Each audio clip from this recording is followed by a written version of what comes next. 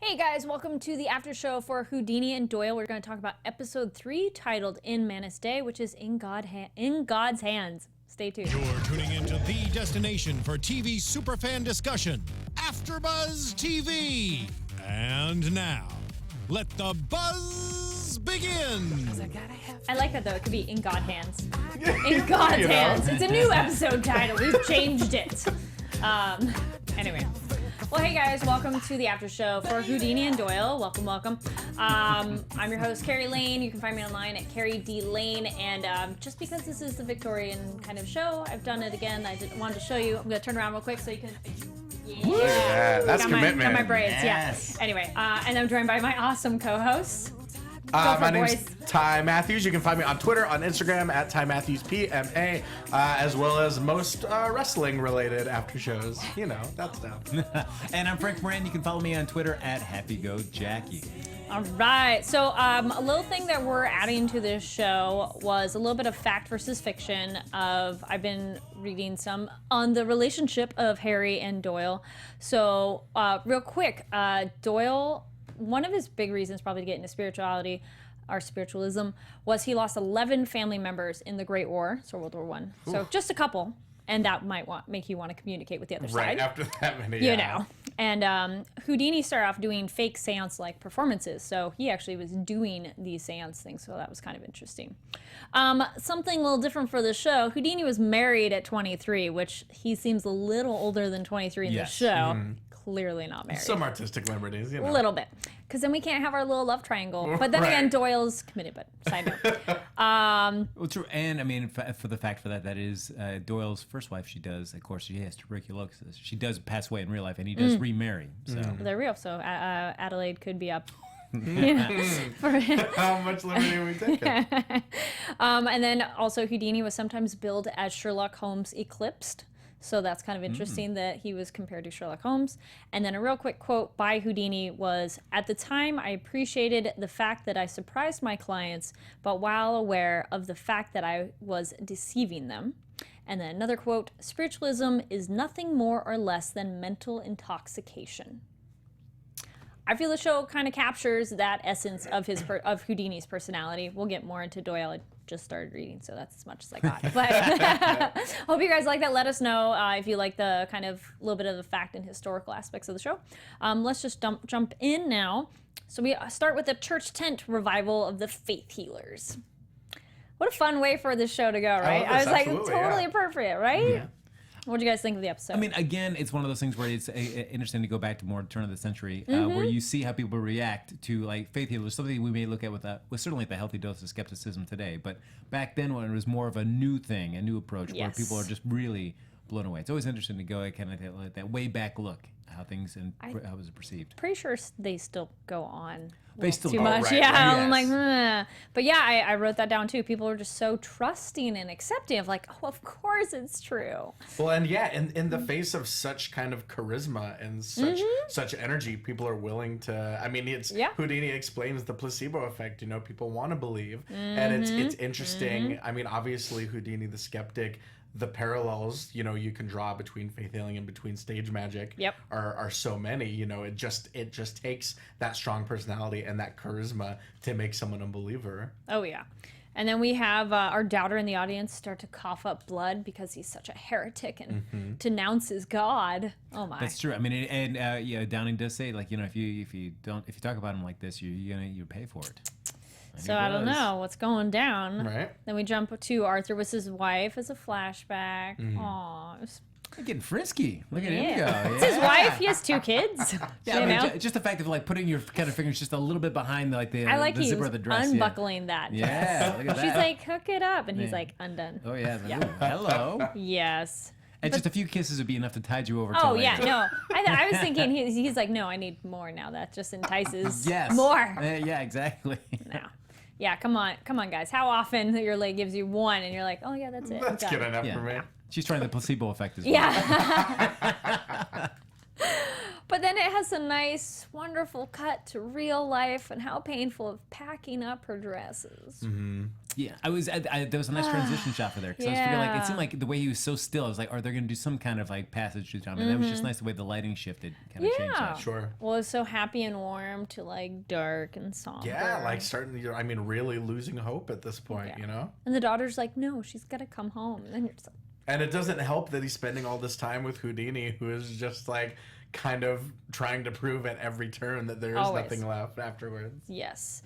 Something kind of interesting. Our Adelaide constable is Catholic. That's a side little note.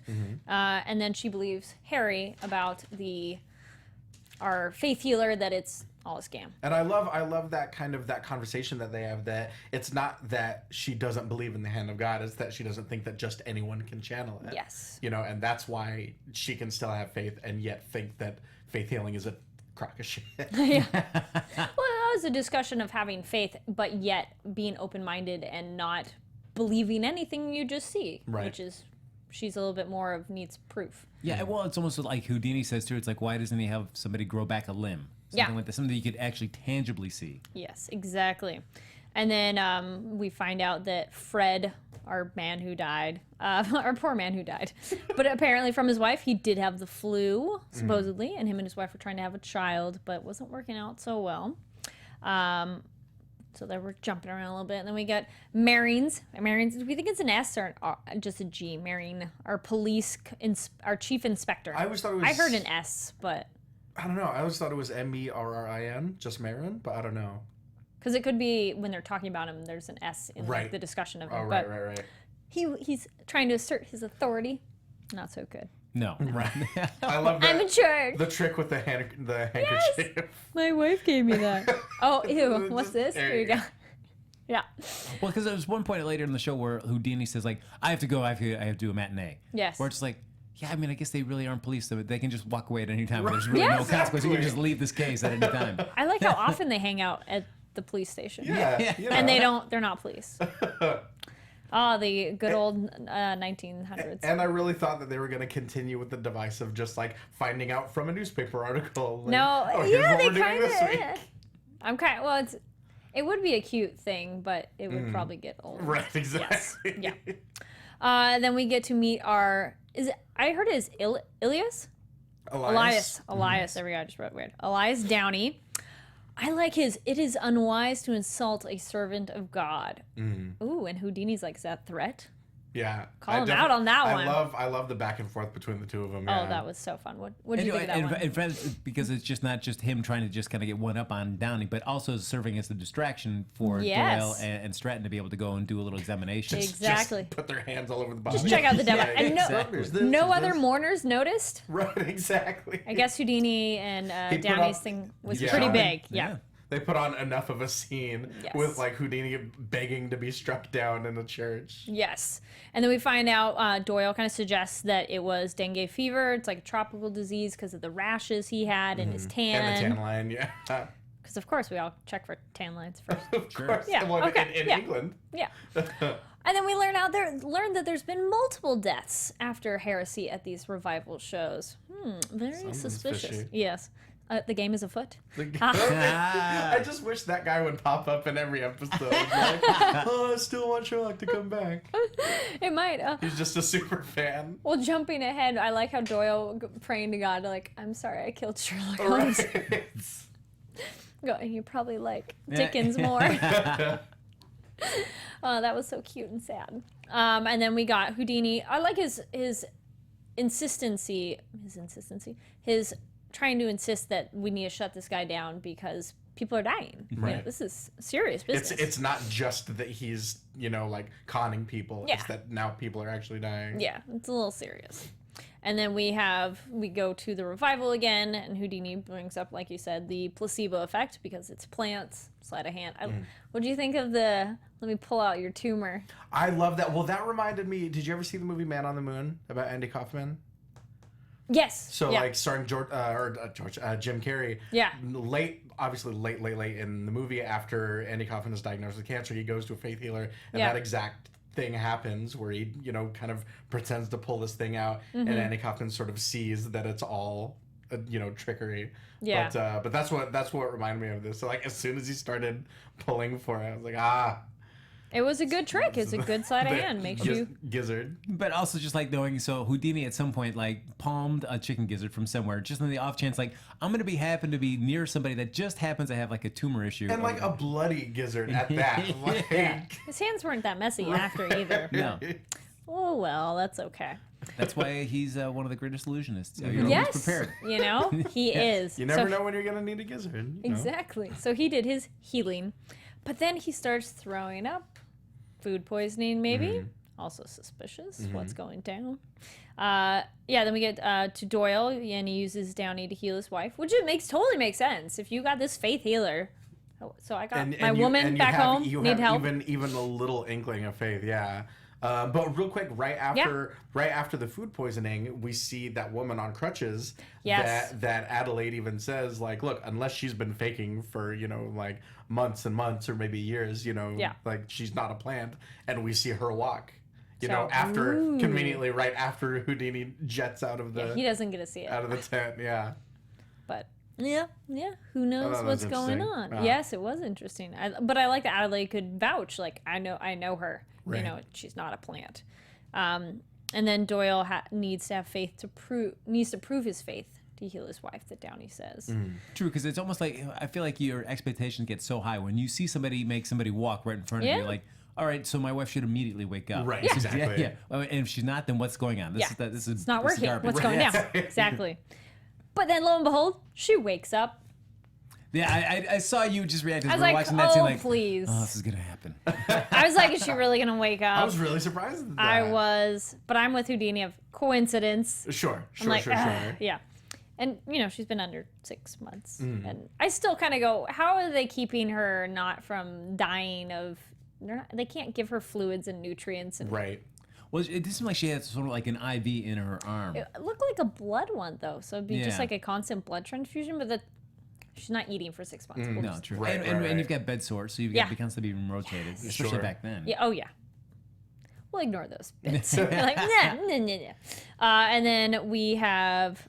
Doyle is portrayed as such a dedicated and doting husband. You're just like, aw. The show really portrays him as this like perfect husband and dad. Guy, yeah. You're just like, aw. And then we have Houdini as like the playful, mischievous bachelor. So it's right. It's an interesting contrast. And it was nice to see just Doyle in that get a little bit of that relationship back with his wife. Yeah. Wakes up, you need a haircut. Yeah, you that's look cute. Beautiful. Then you need a haircut and glasses. Yes, Right. that was cute too. And then we have Doyle tell Houdini, you just found something that you can't explain. Which is an interesting, way to look at it, because, science can tell us so much about the world, but there are things we can't explain and don't know, so. But I always feel for Houdini, it's like something I can't explain, ... yet. Yes. Give me enough time and I will figure out something. Absolutely. Yes. Yeah, He's like, I had heard something recently, I can't remember what it was, but, magic is just science that we don't understand yet. Ooh, I like that. And it's like, at some point, everything was kind of like mythical and supernatural, and gradually we started picking up more and more terms and more hard facts, or what we look at as facts. Or even what science we do today. If someone from 100 years ago popped in today to see like cell phones, microwaves, cars, it would be planes. It'd be just like it's magic. Witchcraft. Yeah. Right, exactly. Yeah, and I like his statement that God was created to explain things that we didn't know, and then science came along. So I like that kind of that justification for his skepticism. It's a good way to explain it too. So they continue their research. The co-workers didn't go anywhere tropical. God didn't go anywhere tropical, so that theory is out. And so if you can't get an autopsy authorized, what do? Dig up a grave in the middle of the night. That's right. And I like that Adelaide's like, yeah, it's fine. And Doyle's like, wait a minute. But Houdini's like, no problem, that's cool. Let's do it. Of course. And I like that dynamic that Stratton will make those moves on her own. And it's not like the dynamic where the two of them kind of browbeat her each time to get like, I don't want to get fired, I don't want to get in trouble. I like that she's actively pursuing things that she knows that kind of goes out, colors outside the lines. Yeah, she has a strong sense of justice that I think she'll kind of bend the rules if it serves a purpose. Yeah, it means to an Not end, for sure. yeah, as long as it has a purpose, exactly. And then, but then we learn that Houdini kind of swiped Doyle's wife's medical records. Oh, right. And she's been receiving a special treatment. So that is why she's gotten better. It's had results at other places. So yeah, maybe not the faith healing yet. Right. But then Houdini gets these nasty boil things. Oof. Oh, those look so gross. Awful. I was like, whoo. It's just subtle enough that you're like, ah. Right. But he's like, it's clogged sweat glands. You know. I don't know. I mean, Yeah. I've had cysts and stuff where they say it's like from clogged sweat glands, and ooh, yeah, it was those just like were one. This was like ooh. A ton, yeah. Yeah, that was all over. Whatever. But I really like his explanation of correlation does not equal causation. Right. Yes. That was really nice. Of course. That was a good one. But now we get our eventual spin-off Houdini and Boyles.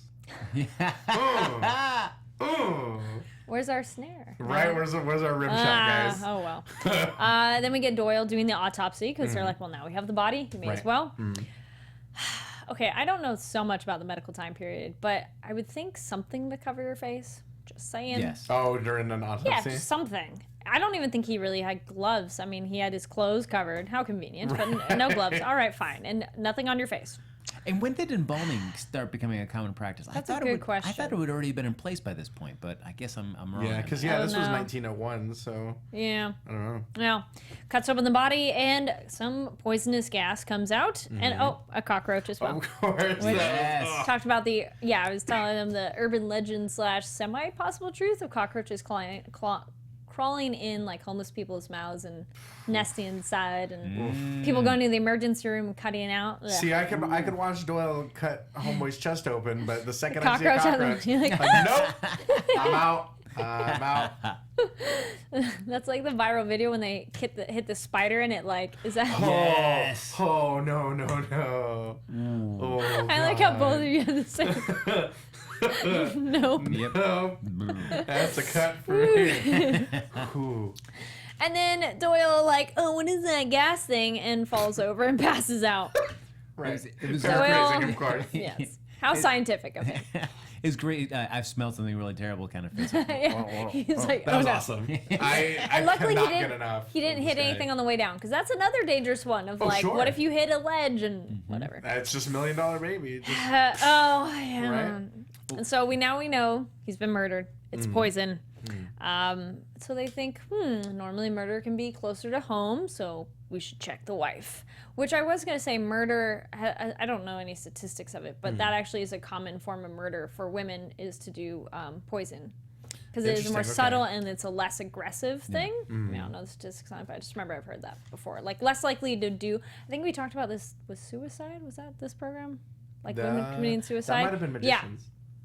Maybe. Was it Magicians? I don't know. Another magic show, but yeah. Right. So women in poison. So I kind of was like maybe the wife because she did that large life insurance policy. True. Right. How What I did like, convenient. though, that was that at least certainly for the first couple episodes, Marin or Marin's, however I'm pronouncing his name, seemed like more like the good, I'm gonna get rid of you and all that. So even though he was a little flustered that they went outside his authorization to go and do the autopsy, at least he started adding a little bit to the investigation and suggested that close to home. Yes. Right. All right, cool. He at least knows that they're making headway, so Yeah. it's like, all right, fine, Yes. whatever. Because they're like, well, you can't not do anything now that you actually know a murder's happened. And then he's kind of like, all right, you're right. Right. Yeah. So I felt like at least it was nice to have him add something as opposed to always be like the guy that's like, I'm just waiting to fire you. Just mess up and that's all I'm going to do. Right. Yeah, I hope that continues because he'll learn that like, okay, they can actually get things done. We'll just keep it under the radar. They won't get any credit for it. Kind of. I feel he's that kind of guy. Like you won't get any credit for it, but I will. But, True, because it's always frustrating in this kind of premise where like that the Marin's kind of figure never learns. Like if these people every single week were solving these kind of really hard to discover crimes, like start giving them credit. Like, Yes. eventually at some point, like all right, I guess I'll listen to you. Right. He's like, oh yeah, I guess you guys Bring kind of do a something good to the job. table. Yeah.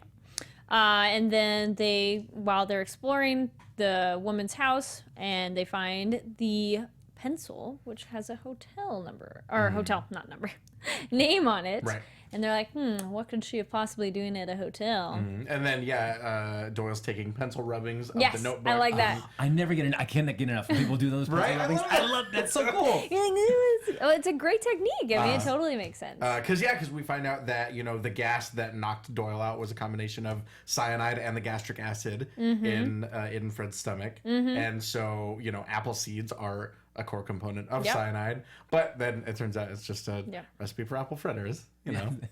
Which I don't like fritters. I like bread pudding. That whole exchange, I love that. Yeah. The fact that they're like talking about this very active, ongoing murder investigation, but have also jokes. desserts. Food. Yeah, you know, of course. Yeah.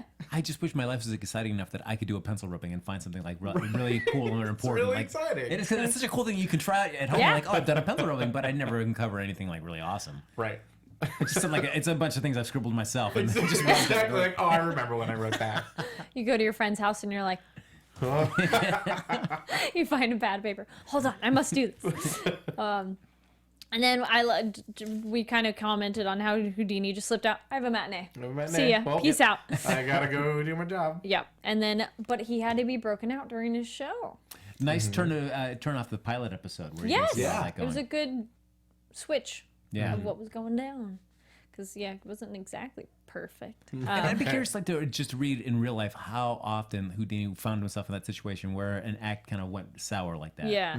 I don't know. If I find out more, I'll let you know. Oh, yeah, all I never right, researched yes. how many times. Yeah. Well, I wonder how many times if it was documented, though, you know, because it's possible. Then we get Mrs. Doyle gets to see the children, but she kind of has a weird pain moment. I was like, oh. I know. The second it started, you're like, That foreshadowing. Well, this was a nice episode. See Yes. you never. Yeah. You're like, that was nice. Yeah. Then we jump back to Houdini. He's in the hospital. I do appreciate that both men slapped each other awake and appreciated it. Those Yes. like parallels. That was great. That was very funny because they really do have their little bromance. They're like, well, fine. If you're going to do it, I'm going to do it too. Yeah. We find out Houdini had a fever and he had a seizure during his show, which is kind of crazy. And I like the part where it's the x-rays and how many broken bones he had. And he just says he has a high pain tolerance. I felt that was kind of a moment where Doyle like respected him of like, Right. good Lord, man, like, how do you survive? You must be in pain all the time. He's not just always a dick. Yeah. Like he actually. That's why you're a dick, because you're in pain all the time. Exactly. Yeah. So that was kind of a little, their moment of their bromance. I was like, aw. Yeah, because the bones had been set right, but I like Houdini's explanation. He's like, well, I have to get out of stuff, and that is a way to get out of your This is the hard escapes. way. You know, break, like, when they've done it where they break their thumbs to get out of handcuffs. Yes. Hand ones, no. Like still, even like Mel Gibson, like dislocating his shoulder and make the weapon to get out of the straitjacket. right. Stuff Yeah. like that. Right. It's like, oh, oof, okay. But see, dislocated shoulder, you could shove back into place. You break a finger, that's going to take a long time that's to gonna be fix. ugh. Yeah. Bones don't fix right away. I'm like, no. And then Mrs. Batch, I'm like, there's her name. Find out she went to the hotel, was with Downey. Maybe they're having an affair. Well, if they do, I think the evidence would be rather obvious later on in 9 months. You know, just saying. And then Harry decides to be more of a dick and does the cyanide of like, here's cyanide. If you're really a faith healer, you can drink it and you'll be fine. Yeah. That's And like of the course best catch-22 ever. Of course, like, Elias is like, okay. yeah, he's like, He sure. believes. And of course, it's a fake. I mean, you knew going in that it was fake. There's no way he Sure. didn't. Oh, yeah. But I it was a didn't- fun no. scene to watch, though. Yes, it was very entertaining. So now we know Downey is not a suspect. And just, I think the most fun part of that scene was watching Doyle's face Yes. when he downs what he thinks is cyanide. Yeah. Just those giant eyes get even bigger He's like, we need to induce vomiting right now. right now. Yeah. So is it just because he's drinking it, it shows that he doesn't understand the poison? Because I like that they were like, he's not a suspect anymore. I kind of was like, why does that imply he's not a suspect? Just because he drank it, why does that make him not a suspect? I think what they were getting at is the fact that he truly does believe that he's healing people. Yes. So that rules out, like, you know, knowingly Murder, conning people. Yeah. Okay, thank you. I was like, that was an interesting, like, Right. shift. But Right. yeah. And then we, Doyle back with his wife, and they're having their little moment, and he's like, I'm sorry I gave up on you, because he put her dresses away. But the way he talked about it, I thought he gave them away, but we see at the end he still has them. Yeah, he just boxed put them them up. in a Yeah. box. Right. It didn't mean he gave up on you. Which, why bother boxing them away unless it's taking up your closet space? Right. Well, I think maybe the plan was to get rid of them, Yeah. and then just like the reveal was that he never did. Yeah. That was I kind mean, I guess it's like, how long do you wait for somebody that's Well, supposedly in a coma before you Right. start like trying to move on?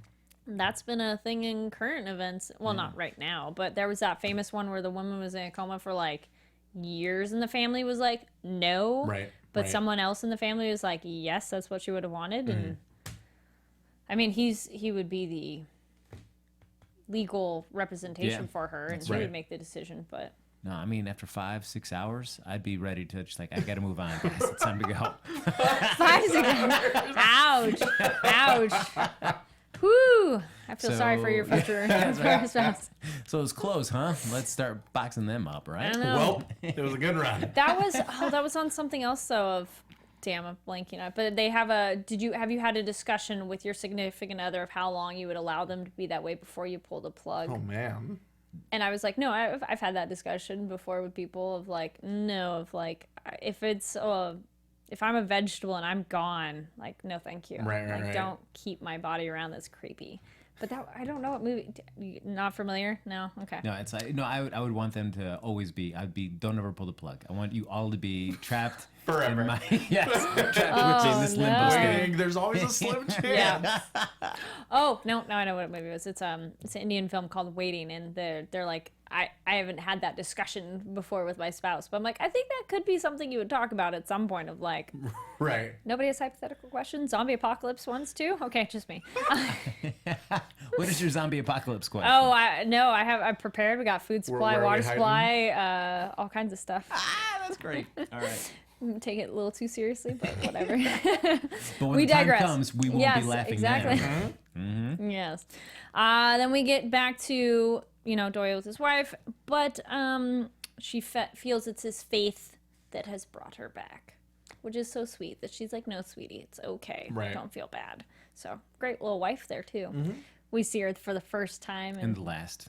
We'll probably see her but not much. Right. No, She doesn't get to do much acting. But looking fake asleep is pretty hard acting. Like, let's see their eyes twitch. Try to slow your breathing down. And then we jump over to Houdini with his fever dream. At first I was like, oh, no. Oh, the arm thing. Oh man, that was rough. I was ready for him to pop it. That And was I thought a real bug would rough. come out, actually. I was like, Jesus. It's the only way to make that scratch your work. back. How much did you both like cringe? Like, I cringed God, on yes. that. When it got open, you could see some of the bone underneath. You're like, Yes! whoa, all right. because that's when you keep scratching. What? Yes. No. But it's a fever dream. Thank goodness. But he still had a whole bunch of boils on his body that seemed like more. Right. Yeah. And he's a little mama's boy. Days with mom. And let me Chicken get my soup. chicken soup. Of course. Make you better. But his mom's chicken soup cures everything. Of course. Because it does. Yeah, but we have the scene before that where Doyle is talking to him and says, you should go see Downey. We can't explain Yes. anything else. You should go see him. And if you don't get your fever treated, you're going to die. Yeah. Right. Which, And then we learn Doyle goes, wait, I figured out the other ingredient because there's the pharmacy that was robbed, cyanide was taken, as well as, I wrote it, I thought I heard Goa powder. I think you might be right. That's what I heard. Yeah. And that reveals the real killer. Dun, dun, dun. Did you guys have any suspicions on when he said that, of who it was? No idea.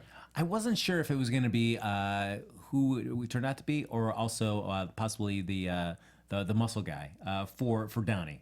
That was also Okay. in there. Yeah, they had the gun at the end, but also yeah. I thought it might have been. I thought somebody close to him was probably involved, but I wasn't Okay. sure which one. Right. I feel, what do you guys think so far? And I like that the show's doing this where it's not hinting too much at who it is going to be, that you are kind of really guessing. So far in the episodes, we're Right. not like, well, I know who it is already. And, Yeah. because like I've had some people say that they felt with Sherlock, they were able to figure it out ahead of time, and so they didn't care for the show. Do you feel the show is doing a good job of giving you hints, but not necessarily making it too obvious? I think so. Yeah, I think so far. Yeah, it's doing a good job of making situations incredible enough that I'm really engaged in how did this happen? How are they going to explain this, But not so much that I'm so distracted by, okay, who did this? I'm still more engaged in the dynamic between Houdini and Doyle. Yeah. It's interesting because you're trying to tell a murder of the week, but you're also trying to tell a battle between faith and just skepticism as well. And so how do you kind of balance those two up? Because you don't want to be so formulaic where you're just like, well, you just know it's going to be somebody who did a murder at the end of this week. Yeah. So Right. how do you balance those two up? And it's like, I think I mentioned this last week. I think there's always going to be one thing that's left unexplained. Like in this case, it's the woman on crutches. Yeah. You know? That's true. That was a nice subtle one too. It wasn't too big of a this thing. 'Cause Right. I think some of the other ones maybe had a little bit bigger stuff. Yeah. But that was one that was like under the radar. There's always something, yeah. Yeah, so it's not too much like in your face. Exactly. And the low-GOA powder is apparently a helpful thing to use for psoriasis, which Doyle accuses Jane, Downey's sister. Thank you. I was going to say his first name, and then I'm like, let's just go with his last name. That she's a murderer, and take off your scarf. I like it. My sister's a modest woman.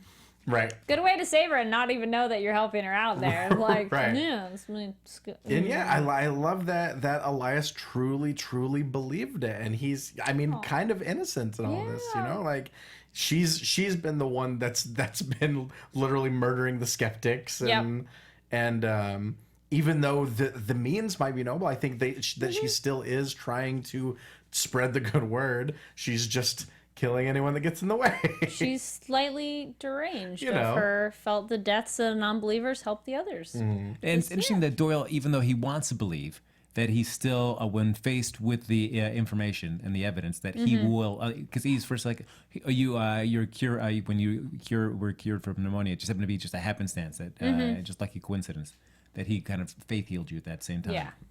Well, that is a little bit more on the medical realm that I feel he could definitely go, okay, that is a coincidence. And it's pneumonia. You probably, you know. And I think that stings for him. I think that stings a little when he has to come out and say, like, all right, there is factual evidence for this and this and this.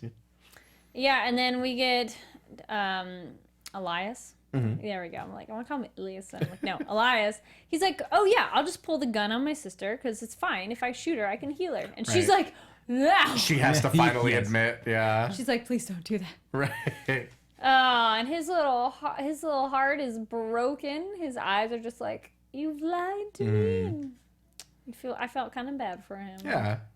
She had a noble intention. Right-ish, Murdered people on the way. Because, that's what you do. You know, sometimes you got to break a few eggs. Yeah, exactly. Houdini comes in on crutches and passes out again. He's such the drama queen, you know. Right. He has that corset on, and he's like, huh. He swoons and passes out. No, he just had his fever, but his fever broke. So it's okay. But I did like Doyle called us like, why did you come there? Because you needed to know that me and Stratton were going to be there. So I think you wanted to just have a little chat with Downey. And of course, he always has something to defend it. He says, no, I was just looking for my cufflink. Oh, of course. It's worth more than most people make in a year. It's like, all right, I'm sure we'll find it. Yeah. Let me get back to Doyle going to see his wife. He's got the He's the so basket. excited. Oh. And the dress, because they're going to have a real dinner, and she wanted to dress up. But she's unconscious again. Yeah, I mean, I guess it ties back into all just like coincidences. Like Doyle was saying about Doyle's Downey's sister getting a cure for pneumonia at that same time. It's just, all of a sudden they kind of deduce that he's maybe a charlatan, unknowing charlatan. Yeah. But then everything else, just, Houdini gets better. Yeah. Doyle's wife slips back into the coma. Just unfortunate timing. Yeah.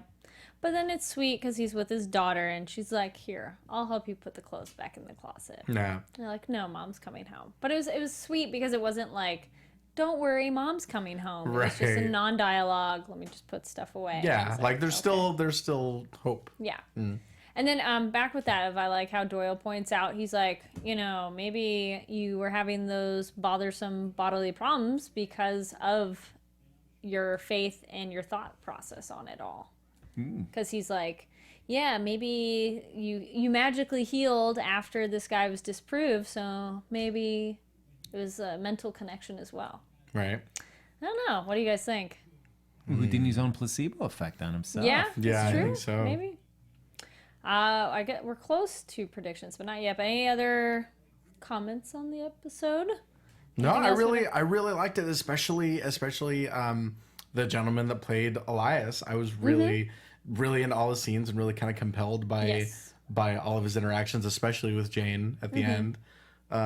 Just a solid episode. I really like this one. Yeah, part of me was hoping that, as we talked about last week, that as we see like maybe a villain that might pop up and then kind of challenge him later. It's like, because I felt he was such a great and charismatic actor. It's like, ooh, this would be kind of interesting where they can't quite solve it this time, and we see him come back and later in the season to try to do something again. But such was not the case. Do we know how many episodes? Is it 13 episodes? I think 10, maybe. Okay, so we're at 3 episodes out of 10. Maybe the big baddie won't actually come to almost 5. Right. Do we have predictions on? There we go. We'll jump into predictions. I'll ask him that way. Let's go into predictions. You're so excited. You're always so excited. You guys were watching what comes up next time, and I'm like, nope, headphones off. I don't want to watch it. I don't want to even. Do you not watch that part? No, not anymore. I did it for magicians and stuff, and I was like, no, not doing it anymore because I feel that influence my predictions. That's true. That's a good point. And I heard, where was it? I heard somewhere recently that the people that make those, next on aren't the same people that direct the episodes. So like you're getting stuff kind of from a skewed perspective, Interesting. All right. Well, question into prediction. When do we think there'll be a big villain on arching villain? And when would they show up? I think there is. I think that this series could definitely benefit from that. Okay. Yeah, somebody that maybe as we talked about before, could be like a real life version of Moriarty. Mm-hmm. And it'd be cool to see Doyle kind of thinking of like, well, I've written Moriarty. I should know how he thinks, but still being confounded because this is a real person, not a fictional character. So he's not always going to conform to everything that I've written about this character. And especially given the fact that he's trying so hard to move on from Sherlock, and kind of it makes sense that he would kind of have to go and revisit it, even if he doesn't want to. So when do we think the big baddie will come? I'm going to go with episode 5. That seems like a good solid number. I'm thinking so. Yeah, 5, maybe even 6. I think when those big kind of like interwoven storylines start popping up in the first season, it might be over the course of the last 3 to 4 episodes. Yeah, I think you're right there. Maybe in 5 it'll be a hint at it. Right, exactly. Because I feel we're still kind of getting in our groove of who still our getting our sea characters legs. are, how they bond. Because I feel like you also, I mean, you're dealing with real life people for this, but then it's also to think of like when you bring in like an overarching bad guy, they need some certain motivation. And so like, what are the motivation that what have Doyle and Houdini done in real life that would really make somebody that angry? Ooh. Actually, I'm like, wait, no. Well, they're both of them did exposing big seances and mediums. So a medium could be a villain. They wouldn't necessarily be like an evil villain per se, but that could be someone that they're going to run into, which that could be really cool because I do remember we did see the medium in more public okay. ones that are putting on showy ones. Like she's more like a one-on-one. I'm talking somebody who has an audience and is more dramatic. Sure. So there we go. Like kind of like the ones that Houdini was staging at the beginning of his career. Exactly. I think we'll have one of those villains. Okay. Or somebody like that. That's a good idea because certainly as we've seen with some of the real like historical facts of these characters, they've kind of like pushed them a little bit in terms of like Houdini should have been married by this point in his life, but he's not. So they can kind of like stretch and twist some things. So to kind of up the escalation of somebody that was debunked by them to really want revenge. It's kind of like historical fiction. It's Titanic-esque. Sure. Like, they were there, and it's those people, but we'll take some fun. These things mostly happened. All right, so let's go into regular predictions. So that was big Archie ones. Your Who wants to go first? TV prediction. We got the long and the short. Yeah. We got the long and the short predictions. Okay. Aha! Well, I know you didn't watch the trailers for next week. You took off the headphones. I was there. like, no. And we just saw some snippets, but in my head, it was like, as soon as I saw one of the figures there, I was like, this is when Houdini and Doyle meet Gotham by Gaslight. Ooh. Yeah, which I was like, that's amazing. That would be cool. Yes, I was like, all right, so that's finally the Batman crossover I've been dying for. Yes! And Gotham by Gaslight, as in referring to it being... It was a Elseworlds title that Brian Augustine and Mike Mignola did, where it said, what if Batman was created back in Victorian era times? Okay, and was like kind of in search of Jack the Ripper.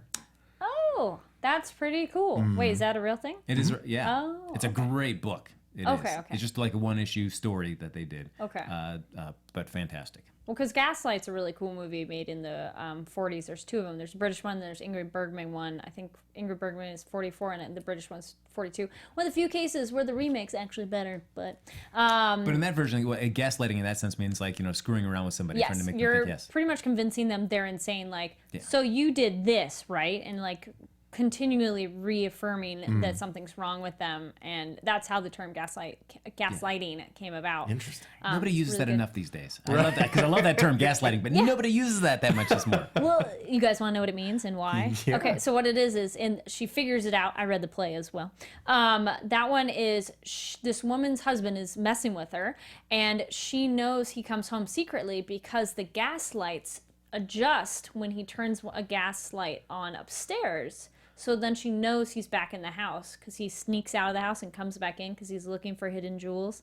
And so she knows he's inside because the gas lights change downstairs. She tells this to the detective, and the detective's like, wow, that's actually really smart of you. But anyway, predictions on this end. Oh, man. Are we talking about just like short-term predictions?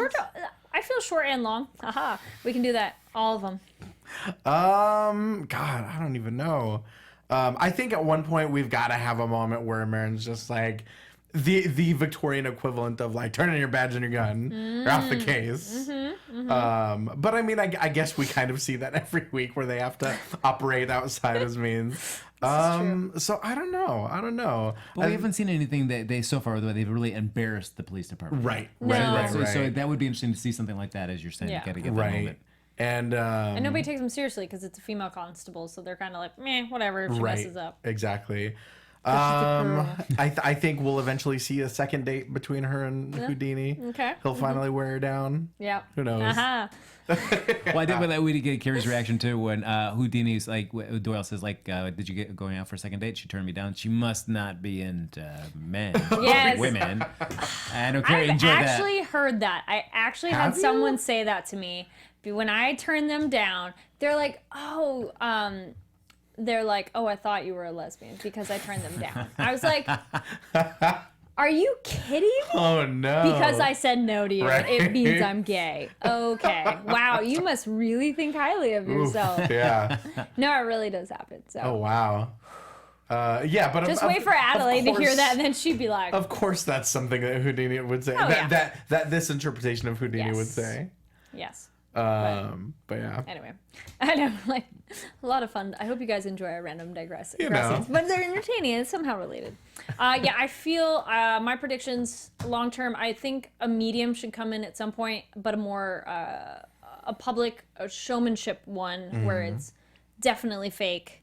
I kind of think that I do think some people really can have like a sight or ability. There's something to it. I don't know how real it is, but there's something there that I don't feel the medium that Doyle's talked to so far has been like a charlatan, like totally messing with him. Like she did kind of a little bit with the wife. She's known a few things. The man covered in soot. Exactly. So she knew some things. But they'll have some kind of other medium that's a problem. Like really bothering people. It'd be nice to have a big bad villain, probably 5 they'll be introduced, and 6 they'll start to take off. It'd be fun to go a little darker because everything's been pretty lighthearted and fun. I mean, the earlier one with the ghost with the nuns was maybe a little heavy, but it'd be fun to go because this is a show that you could kind of go in a dark road. And I think we will. I think we'll definitely see it go real dark. Yeah. And then I'm curious to see how Doyle and Houdini's friendship kind of develops because historically there's kind of a time limit on it, which we were talking about. Like a couple books I found, it's a 5-year friendship. So very specifically of like... yeah, and when you think about it, that's not all that long in terms of like a deep lasting friendship. Yeah, because they have a major breakup at the end over a seance and stuff like that. So and together it should be interesting of them going to seances because so far it's only been like Houdini hasn't gone to any yet, so that'd be fun to introduce more of that research into spiritualism because they both did actually go to those kind of things, like things. Sure. All right. No, because in one sense, I almost wish that the show would embrace more of the real life aspect of their friendship because it has like such a built-in time limit, like you said, to have a nice little kind of like closure to that story, a melancholy ending. But it would be interesting to see them add more real-world elements into that. Sorry for the spoilers, guys. They break up. Their bromance breaks up horribly in 5 years. But this is historical fiction, so maybe they'll be together forever. Who knows? That's right. Just it's like a Titanic. There we go. Yes. Just, He could have gone on that board. But side note on that one. That's right. Yep. There, Houdini could have done it. Well, guys, we hope you enjoyed this after show episode covering episode 3 of Houdini and Doyle. Thank you so much for watching. Make sure to give us thumbs up on YouTube, 5 stars iTunes, comment below. We do love your comments. We've gotten some fun comments so far, and on Twitter. And yeah, just let us know what you think of the show. What are your predictions on it, and how much you're curious on real versus fiction and where they can go with that. Again, let people know where they can find you guys. Y'all can find me on Twitter, on Instagram, at TyMatthewsPMA. Various other after shows, Monday Night Raw, American Grit, and Lucha Underground.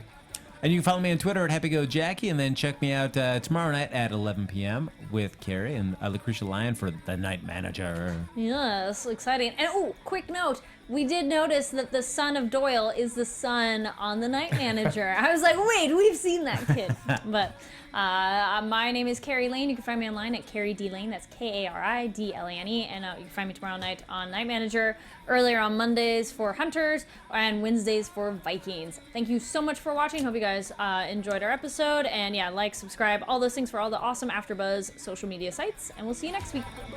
From executive producers Maria Menounos, Kevin Undergaro, Phil Svitek, and the entire AfterBuzz TV staff, we would like to thank you for listening to the AfterBuzz TV network.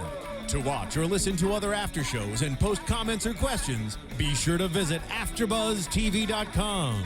I'm Sir Richard Wentworth, and this has been a presentation of AfterBuzz TV. Buzz you later. The views expressed herein are those of the hosts only and do not necessarily reflect the views of AfterBuzz TV or its owners or principals.